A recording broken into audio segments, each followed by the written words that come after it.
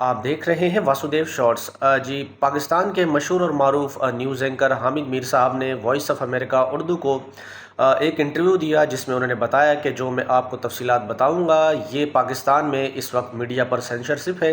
तो आपको वहाँ से ये बात नहीं पता चलेगी, या तो सोशल मीडिया से आपको पता चलेगी, या फिर उन्होंने बताया कि 26 नवंबर को इस्लामाबाद के ब्लू एरिया को खाली कराने का नोटिस आया और तमाम इमारतें जो हैं वो खाली करा ली गई। जियो न्यूज़ के दफ्तर की लाइटें भी बंद कर दी। उन्होंने बताया कि स्टाफ को भी बाहर निकलने का हुक्म दिया।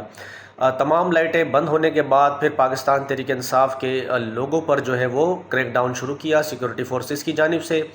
और उन्होंने बताया कि मुझे ऐसा लगा, या मैंने अपनी ज़िंदगी में 3 घंटा जो शेलिंग और फायरिंग हुई है वो नहीं देखी, और मुझे ऐसा लगा कि मैं शायद लिबनान या फ़लस्तीन में हूँ। तो हामिद मीर साहब ने भी कंफर्म किया कि तहरीक इंसाफ के लोगों पर फायरिंग हुई है, और दूसरी जानिब हुकूमत भी इनकारी है।